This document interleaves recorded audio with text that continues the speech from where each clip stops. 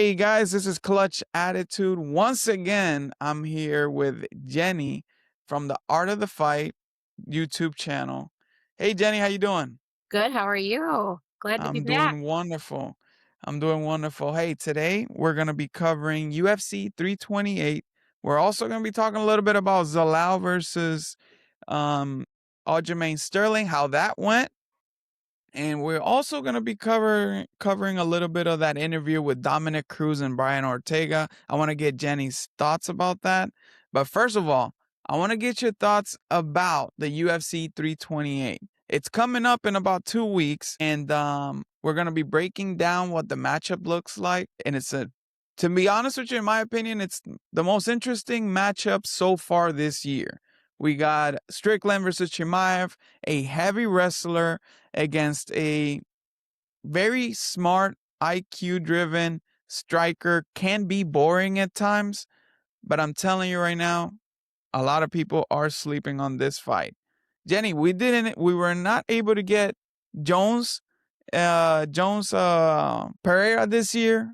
We're not able to get Islam versus Really? Topuria this year, but we were able to get Chimaev versus Strickland. What are your first thoughts about that? I think it is smart by the UFC to give him that fight. Definitely, people want to see it more than the other options. So, I think it's an exciting fight. Strickland always brings a lot of attention to his fights. Chimaev obviously is a force, and everyone's high on him. Not surprised, but the odds are pretty crazy. And even though I would pick Chimaev, I would bet on Strickland because the odds are just so lopsided that Strickland's tough to handle. He's not an easy style to figure out. So That's right. I would, if I'm not a betting woman, but if I was, I would bet on Strickland just because of the odds. Yeah, so last time that Strickland and Fluffy fought, I actually went with Strickland by KO. So Go I ahead. made a He was good bag really out of that. in that fight. That was a pretty good matchup there.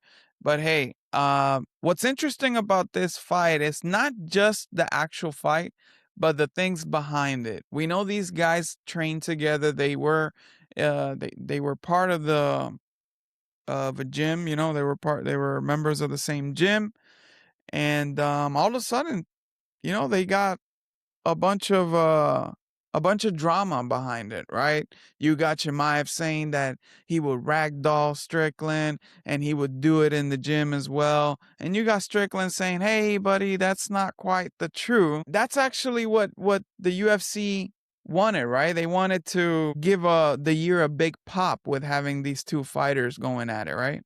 Yeah. I mean, I get history. They both like to talk smack, and Strickland always does.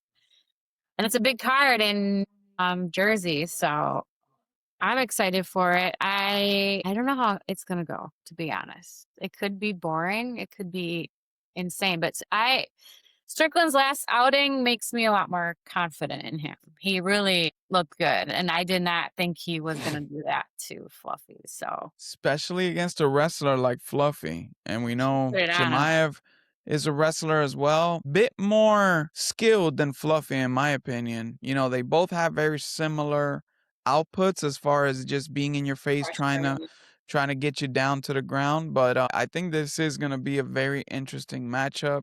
I think, let me see. I think this is going to be a decision. This is going to be a boring decision. Maybe we get a couple good moments. But hopefully it's not as boring as Chimaev versus Dricus Duplessis. I actually had DDP winning that fight. I thought he was gonna be able to stuff some takedowns and get it all the way to the fifth round and maybe finish Chimaev. And that could be in play with Strickland because he's gonna learn, hey, this dude is just gonna wanna get into the ground. Maybe I can satisfy his doing that in the first round, or maybe I can just fight him and just wear him down, and in the fifth round I can just go all for it. That could be a game plan for Strickland there, or he could just get down on the ground and just win some scrambles. That could happen too. Yeah, I was just saying to my husband that it does have the potential to be a really boring fight. I hope that's not the case. Strickland, he he breaks the rules and it works for him. So we'll see if he can give his style can give Hamzat a little trouble. I'm hoping so. I'm hoping he can keep his standing a little longer. Of course. And when you think about cardio, with the cardio, who do you give the edge to in that aspect? I have no idea. What do you Because think? Chimaev looked pretty good last time around with his cardio against DDP. But Strickland is a cardio machine. I mean, and Yeah, the type of cardio that Strickland has is that type of is that sparring cardio, right? If I'm not yeah, mistaken, he goes all into sparring. He probably spars the most out of all these UFC middleweights, in my opinion. And then you got Chimaev, who didn't show us good cardio early in his career. yeah. So I We'll see if if he comes into the fight healthy. Strickland is harder to take down than people think, and I mean, obviously, Chimaev is tough, and DDP handled Strickland pretty handily, I would say. So hopefully, I'm curious what his game plan is going to be. How about that, Strickland? I And am he has the curious to potential to give him some trouble. I'm also curious about that game plan, but I think the point, the jab, all that might work up until one point when he starts to doubt, hey, is he gonna shoot now? Is he gonna keep striking me? I don't know. It's just a lot of bad blood. I don't know what's gonna happen on this one. I really don't know. I'm interested in knowing what the game plan is, but also if there's a if there's a plan B, a plan C. Hey, And I don't know if he's the type that follows game plan either. So I don't know. exactly. I don't really think that he follows game plans. Chimaev can just frustrate him to the point that he's like, "Hey man, let's throw everything out. Let me just go out and see if I can win some of these scrambles." Some hmm of that can happen. But this is a stacked card. We also have Joshua Van versus Tatsuro Taira. And that's very interesting. I've seen all over the internet, even the contender is actually it's the favorite in this fight. Yeah. Tatsuro Taira is a favorite on this fight. But I don't agree with that, Jenny. I think Joshua Van is gonna be able to stuff these takedowns, maybe keep the fight on the feet. And I think I can see Joshua Van beating Tatsuro Taira. What do you think? I do. I would pick him. I was watching some tape on Tyra last night, and I think, is more well-rounded than Josh Van, more Yeah. cerebral than him. Like, Josh Van does not fight like he wants to have a long career. He's definitely a sharp boxer, but he has no problem eating punches, and he will eat. I don't think Tyra is like explosive enough or precious enough to get past like his power and his sharp boxing. So I would pick Van in this fight, even though I do respect Tyra and I think he is probably more skilled all around, but it's hard to overcome. Van is just a force, I would say. Yeah, in my opinion, Tyra is probably one of the most gifted fighter in that division. Yeah. I mean, he can strike. He has some ground game. He also has some good cardio. He's probably the most skillful fighter out of all that. But is Joshua Van going to lose this fight? Is he wanna, is he going out there knowing that he could lose this fight? And just don't think so. I just think that he's just gonna throw everything that he's got. I mean, to prove that he also belongs Mhm. at the top of this division, but also being a champion. So Yeah, he's I got that just think that young Joshua Van has the edge on this one. energy. Yeah, definitely. I would agree. All right, let me bring up the whole card so we can talk a little bit about it here. We also have Joshua Van against Tatsuro Taira. We have a very interesting heavyweight bout in the top five. We got Alexander Volkov against Waldo Cortez Acosta. And I feel bad about Volkov, man. I know he won that fight against Cyril Gane, and Dana White told him, no worries, man. You won that fight. We're going to take care of you. And is this really taking care of him? No. Putting him in with a guy that's, yeah, he's climbing up in the ranks, I just don't think that if he beats Cuadro Cortez Acosta, he's gonna get a title fight. What do you think, Jenny? No, I don't think he's going to beat him. I think I would pick Waldo, but it's a tough spot to be in for him. Heavyweights, has its issues, obviously. And Volkov is kind of not a typical heavyweight, but just big and gangly. And I would pick Waldo. I think he's more explosive. Has strung together some really good wins as of late. So this is not an easy out for Volkov, that's for sure. Yeah, he's in a good streak. He beat last time around he beat Derek Lewis. Prior to that, he's beaten a couple good guys in the rankings. Has climbed up pretty fast. He did lose to Sergey Mhm. Pavlovich. But yeah, I think Waldo should take this one. I think his streak will continue. Just not sure if he'll get a title shot after that, you know? I don't think he's got a big name yet. You've seen Josh Hawk, it probably even gets a title shot before him. Probably. So that can happen. Yeah, probably. All right. So moving on to another interesting matchup, which I'm looking forward to this fight right here. Sean Brady, who just took an L versus Michael Morales, is taking on Joaquin Buckley, who's also coming off a loss against Kamaru Usman. Both of these fighters need a win, need to get back into title contention. Again, Sean Brady, good grappler, has some good decent boxing against Joaquin Buckley, who's got a lot of power at welterweight compared to where he was fighting at middleweight. Yes, he had power, but didn't have much luck in that division. Now, Sean Brady was at some point probably the number one contender in that division. Mhm. It's just he'd had a unfortunate situation where all these other contenders just swarmed into the division.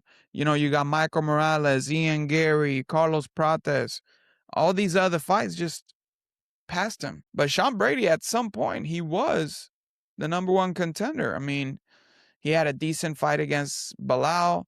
He had a decent fight against a couple of these fighters. Let me see. Let me pull it up right here. He beat Leon Edwards. He beat Gilbert Burns. Come on, load up. Who did he beat also? But yeah, he did not look good at all against Morales. He did Yeah, say that he was hurt. But what do you think about this fight? Who you taking? I'm picking Sean Brady. I think he's really good. I do think that 170 is stacked right now, and there's a lot of see Sean Brady. I don't want to say he made a mistake, but he was next in line and took that fight, and that's what happened. That's a risk you take. UFC likes that when you do stuff like that. Take they don't like when you wait around for a title shot. So he did what he had to do, and I don't know. Michael Morales is huge, I think, for the weight, and he was the better man that night. But I do think Sean Brady is really good. Um, I know a lot of people that train with him out east, and he's everyone says he's like super strong for house size, and I think he's better than Joaquin Buckley. I'm not. Um, Joaquin Buckley is super athletic, explosive, but I don't really particularly think he has a very well-rounded style. So I'm picking Sean Brady. I hope he wins. He deserves it, but I do think he is a better fighter. So Yeah, in my opinion as well. I think I'm going to take Sean Brady on this one. I'm gonna take it as a decision. I yeah. think he can take him, drag him into deep waters, just like Kamaru Usman did. Joaquin Buckley might have a couple moments in the fight where he might wobble Sean Brady here and there, but I think he's healthy enough now to be taking on a guy that has good power. He's learned from his previous fight, Mhm. and yeah, he was hurt. He had a bad knee going into that fight. But I just think that Sean Brady's he should. I mean, in a welterweight division where he was the number one contender at some point, fighting against these guys that are just under the top five, I think he's got success. I think he'll find success there. I think he can grapple against Joaquin Buckley. I think he'll get him into the ground. Probably make it a boring fight, but still, he's always gonna chase that finish with ground and pound. I think he's gonna be able to take Joaquin Buckley and do pretty much what Kamaru Usman did, but maybe a little bit more volume on the ground. More volume on the ground, I think Sean Brady will have. Yeah, I mean, this is a big opportunity for him to kind of show us what he's made of. So, is he going to level up after this loss and make a run for the title, or is he going to stay stagnant at his skill levels? I am hopeful. I think he'll step it up a notch. I'm sure it hurts you to be beat by a young up and comer. So I'm looking forward to it. I think there's a lot on the line for both of them. Really, it's a big step up for. Um, well, For Buckley. yeah, he fought Usman, but he was past his prime, I would say. Y So I think this is a step up for Buckley to like get in the title picture. But of course, if Buckley wins, he could definitely go against one of the guys that are losing in that fight, Protez versus JDM. We could probably see something like that. I just don't think Sean Brady is the right opponent after a loss against Usman for yeah, Buckley. yeah, You're getting another grappler that's gonna get you in the ground. He, who's actually better than you? Probably, just because Buckley has this good explosiveness doesn't mean that he's a good boxer as well. I mean, his origin was wrestling, if I'm not mistaken. But yeah, Sean Brady, he can cut the ring. He's gonna be pressuring Buckley, and I don't think also the cardio is there for Buckley either. no, We've seen Sean Brady go into these 5-round fights. We've seen Buckley go into 5-round fights where his explosiveness was not there against Usman in the 5th round. So I'm taking Brady as well. So let's go with Brady. He's also very close to home. He's from yeah, he'll have Philly. a He's crowd. fighting in Jersey. Buckley is not close at all from St. Louis, so Everyone in here knows Sean, so I'm um, going to go with Sean on that one. the crowd will definitely be with him. All right, so next up, the opener for the main card, Bobby King Green against Jeremy Stevens, who is back in the UFC after a stint in, where was he? He was at BKFC. He was all over the place in the regional scene.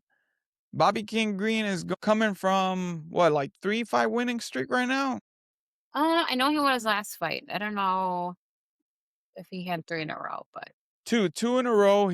He beat Lance Gibson Jr. in a split decision. A lot of people saw it as split. I saw that King Green beat all 3 rounds, but hey, split decision. And then he knocked out Daniel Zellhuber, hmm and now he's taking a fight against Jeremy Stevens. What do you think about this fight for Bobby King Green? I think it's a fun match. It's the old heads fighting, a good matchmaking. I am gonna pick Bobby Green just because he is more actively in it. But Jeremy Stevens being an underdog is definitely live. He definitely is a very heavy hitter and has, I think, a renewed zest for fighting right now. The UFC, I thought, was only taking him for one fight, he said, and they brought him back for more. So um, I think it's good matchmaking. They both should be fighting guys at that level, and but I'm going to pick Bobby Green. I do think it won't go the distance, though. Yeah, this reminds me a lot of the old UFC, where these type of fights will come up on these cards. Good thing this is not stuck in the prelims or early prelims. I'm glad they put it in the main card. Mhm. That's kind of giving the hardcore fans, hey, here, two big veterans going at it. This fight might not reach the 3rd round, possibly not even the 2nd round. We got Bobby Green, who finished his last fight. Jeremy Stevens has been knocking out opponents in the BKFC. He's coming off a loss, if I'm not mistaken, but still, two good veterans. Reminds me a lot of the old UFC matchmaking. So hopefully It's a fun fight. Definitely not taking any sides here. If I had to pick, I'll take Bobby Green on this one. But my lock is definitely fight not to reach round 3. That's in my opinion. I think one of these fighters is gonna be in the canvas at the end of the. Yeah, it's a pick 'em, I would say. Yeah, it is a pick 'em right there. All right, so moving on to the prelims, we got Atiba Gautier in the middleweight division against Ozzy Diaz. Well, is this another bone they're throwing at Atiba Gautier, or is this a legit opponent for him? I Not know don't know much about Ozzy, but what do you think? I don't know anything about either of these fighters, actually. Gotcha. Well, Atiba Gautier, let me bring you up to speed, is probably the next Francis Ngannou as the UFC will paint it, right, for us. He's been finishing fighters. His last fight actually went the distance. But in betting terms, this guy is a minus 800 to minus 1600 in most of his fights. Mhm. And his round 1 knockout line is probably a minus 600. No, minus 250, I would say. So right now the guy is on a tear. He's been finishing fighters in the first round. Big, strong middleweight. I don't even know how the guy makes 185. He's probably walking around 230. But yeah, the guy is super strong. And yeah, he's been finishing a lot of first round fights. I'm just gonna skip that one for now. We also have Joel Alvarez, who's coming off a win against Vicente Luque. Looked pretty good going against Jaroslav Amosov. He was the champ at Bellator. He was. Amosov was a champion at Bellator, going against Joel Alvarez, who is in the welterweight division. Previously, he was a lightweight, moving on to welterweight. This is a pretty big fight for Joel Alvarez. Amosov is I not don't know just how he's one. still in the UFC, to be honest. I was doing some research on him, and he has missed weight multiple times, pulled out of fights even more. So I think they're giving him a hammer in Amosov. Amosov is good. He only has one loss, and it's Jason Jackson, which I saw it live actually. Jason Jackson's good. Jason Jackson's, I think, What one of the are best. what are Amosov's strengths? Is he good all around? Yeah, I mean, all around. But he's, Russian, sambo, wrestling. He's good. I don't think stylistically it's a great fight for him, but he is a good fight. I think it's kind of more of like a test fight for Amasov to jump him up to the next level. Good. Yeah, I'm also picking Amosov on this one. Again, yeah, Joel Alvarez hasn't shown a lot of discipline in the UFC. He can even get cut after this if he doesn't perform well. I Right. mean, yeah, he Right. is. He did We're win looking against good. Luque. He did win against Luque, but he could have finished Luque in the third round, the second round. He could have finished Luque, and he even said it in the interview. I felt bad for the guy. Dude, come on, man. You have to show up. You have Yeah. to show up. And if you have a chance to finish the fight, you have to do it because it could happen. You see what happened with Jiri. It could Exactly. always happen. It's a fight, right?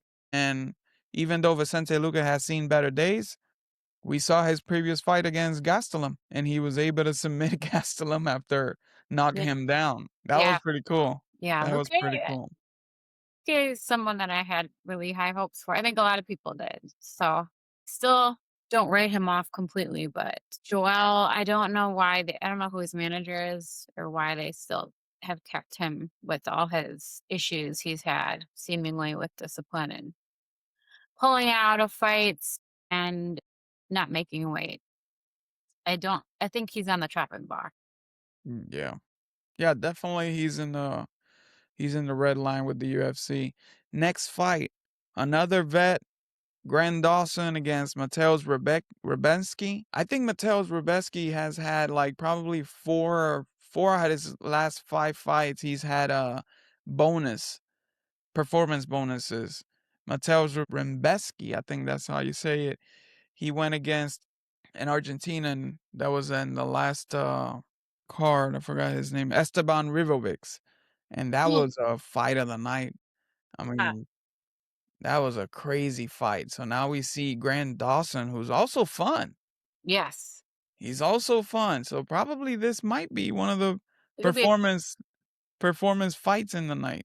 What do you think about this one? I don't know. My hands are up. I think it'll be a good fight. It'll be a fun fight. Either or.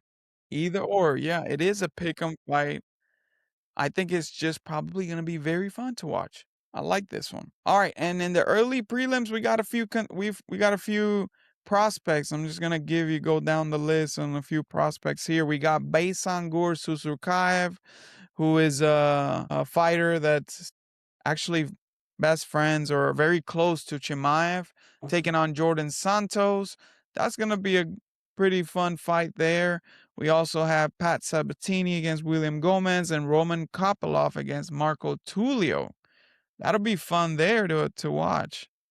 So if Yeah. Marco Tullio is there, that might mean that Paulo Costa probably is going to be in the building. That's his homeboy, if I'm not mistaken. I mean, it's a big card. A lot of people will be there. A lot of people usually are there in Jersey. Susarkayev was a hot prospect. They're likening him to Hamzat, obviously. He's in close proximity. So it'll be interesting to see how he shows up. He fought my buddy Eric Nolan on short notice, and I wasn't a fan of his attitude, his cockiness, and Nolan did, I think, really good with him. And as of that fight, Susarkayev is not living up to the hype, but we'll see. I'm not too familiar with his opponent if they're giving him a layup or what with that fight, but he talks a big game, so he better He back does. it up. He talks a big game. I saw Nolan winning that first round. So, yeah, I think did Nolan get hurt on that fight? He did, right? He He hurt, got hurt on that he, fight. and he's fighting up a weight class, so he gave him a harder fight than he thought he thought he was gonna walk through him. So it's personal for me, but I wasn't that impressed with Susarkayev. He got the finish, but he talked a big game. He did. But he does need some work. He does need some work. I've seen footage. He's been working a lot. He's been Yeah. working a lot on his game. But still, I mean, the guy is too cocky coming into the UFC, and it was harder than he thought. I'm sure of that Mhm. because Nolan gave him a pretty good fight in that first. He's someone you should watch. So he's trains with us a lot, and he is just sharp with his punches. When is he coming back? I don't know if he was scheduled. Let me look it up. But he had an injury, so he was out for a little bit. He should be fighting though. I would like to see him fight soon. But the UFC, they're gonna take care of him because he took that fight and no one would. So not many people are game like he is. He's ex-Marine, so his mindset is a little tougher, I think, than most. No, has nothing scheduled. So Well, we'll but we see. we Yeah, should see him pretty soon. yeah. I would think so. That's good. All right, so let's move on to the fight night coming up this weekend.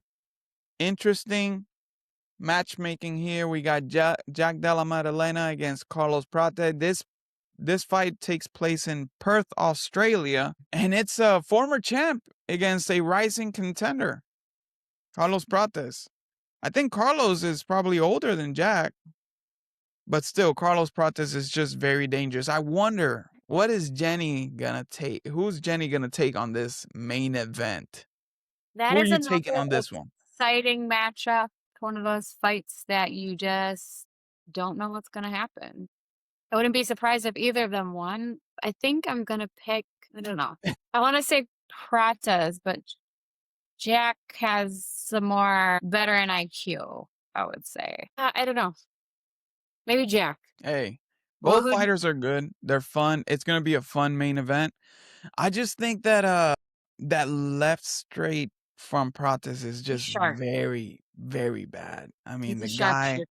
sets it up with his jab, and he basically, and probably that's a one trick that he has, right? He sets it up with the jab, Starts jabbing. Once the fighter thinks he's gonna jab, he comes straight with that left. He did it with Leon Edwards. He did it with Mitch, and he did it with Trevon Giles. He's got some knockout power, and I'm just worried about that because Jack seems to like getting hit. Yeah. He likes to get hit. I mean, Bilal hit him a lot, and well, but Jack did give him a lot more damage and was able to walk out of there with the championship. But still, I'm gonna take Prates on this one. I think he can hurt Jack or yeah, with that straight left. Hopefully Jack can close the distance more Make it up. and not get with that because Prate's gonna throw them kicks to keep the distance and set up his straight left. But that's not too easy to say, right? With Jack. Jack could make it ugly. Pressure. He's smart, and I think they'll have a good game plan. So Yeah, he's got well, some nasty it'll be his hooks too. veteran IQ and experience. But Kratos is a sharpshooter, a heavy hitter too. So, but correct me if I'm wrong, Jack, he's likes to box at a closer range, right? More He in. does. He does. So He closes probably gonna, distance well. we'll see. It'll be interesting to see how Kratos handles his pressure. Yeah, it'll be interesting there. Yeah, if I'll give you a how would Jack win this fight, it'll be in close counters, and he's gonna be able to if he is able to close the distance and even take the fight to the ground a few times. Because Mm-hmm. I know Jack has a little bit of a ground game. He's been training with this guy, with the jiu-jitsu guy. Forgot his name. What's his name? Craig Jones. Craig Jones. That's his name. He's been training with him, and if he adds him into if he added him to this camp, then I could see that playing a good role in this fight. Yeah, definitely. He's a phenomenal coach, so I'm sure they have that up their sleeve. All right, some other fun fights on this one. Benil Dariush taking on Quillan Salkeld. He's a Australian guy. He's moving on into the rankings. He's taking on Benil Dariush, who's very, he's a good, how do you call it? A good, solid piece in the rankings. He's a Mhm. solid piece in the rankings. And I don't know, but this is a fight where this is probably the toughest opponent that Salkeld is facing in his career. Mhm. Good grappler in Dariush, has good standing in my opinion. He still has at his age. He still can bang with the best ones. He did get knocked out against BSD. Yeah. But still I think this is probably Quillen's toughest toughest opposition in the UFC so far, but he is a big favorite at minus 450. What do you think about that one? But Neil, I thought was retiring. Maybe I just was wishful thinking. He's very good, obviously. He's up there. It's just a tough division. And I think he's on the downslope of his career. So this is like a typical UFC move to put him up against someone young and tough. And if he holds his ground, like a lot of the lightweights have, Dustin beat BSD. Daniil couldn't, but I always root for the older guys. But I do think that he's reaching the end. And if he loses this, I think he should be done, you know. Yeah, it's But sort of like a fight to put Southfield over. So hopefully it's a fun fight. Dariush took a lot of damage in that. Well, not a lot of damage. A 1.1 punch damage in that yeah, fight against Saint Denis. So but yeah, it is a farewell fight against Quillen. Could be, right? yeah, All right, some interesting matchups as well here. We got Tai Tuivasa. He's probably gonna. Oh, and it's close odds too against Louis Sutherland, who has not found any success in the UFC. Louis Sutherland. so Prior to that, he was pretty good, they want a home win for him. but yeah, they won a home win there. We also have Brando Perisic against Shamil Gaziev. Tim Elliott is back against Steve Erceg. Tim Elliott looked pretty good against Kaya Sakura. Tim's tough. Tim doesn't get enough credit. He's been around forever. This whole card is like made up of people that I thought were retiring. or retire. But Tim Elliott, he deserves credit.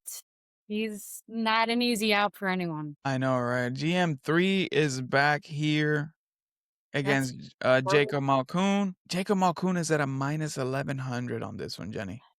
okay. Let me say something about this. Gerald is someone that will ruin your parlay every time. He's not someone you should, that's easy to bet against. Because if he can pull it off, he will. So I'm always rooting for him. We go way back. He's a good friend of mine. Killer jujitsu, obviously, but he's the type that wants to scare you first before he pulls out a finish. Kind of like a Glover Teixeira vibe. That's how Glover kind of operated later in his career too, I would say. Tough to Yeah, bet. I would, if I was a gambling person, I would bet on Gerald just because of the odds are. I always do. I always do. So tell your friend that I always do. I Yeah. always believe in GM3. I always take him by sub. I always sprinkle at least $5 on his sub round one and round two because he's always alive for a sub. Always. Yeah. Even if he gets knocked down, I think He finds a he way. could find a sub. Yep. All right. Well, I don't see anything else very strong on this card other than that. The Tafa, Junior Tafa is back going against Kevin Christian. Cam Roston, he's a good prospect going against Robert Brysek from Poland. Couple Polish guys in here in this card. Or actually, no, it was, yeah. Oh, he's the only Polish. Oh, that was probably the last fight right there. Kobe Thickness against Vince Morales. Vince Morales, another dog that I'm taking on this card. And definitely going with GM3. Sorry for Jacob Malkoon, but I'm taking GM3. He's a more active fighter. Jacob Malkoon missed like 2 to 3 years due to injuries. And yeah, he won his last fight, but it wasn't good competition. I think GM3 is just very dangerous. But yeah, fun little fight this weekend. Jack Della, Carlos Prates. Jenny is taking Jack. She officially said it in this podcast right here at plus 105. And I'm I taking Carlos Prates to knock out Jack Della. So put that in your notes. think that's the only one we disagree on. So Probably, right?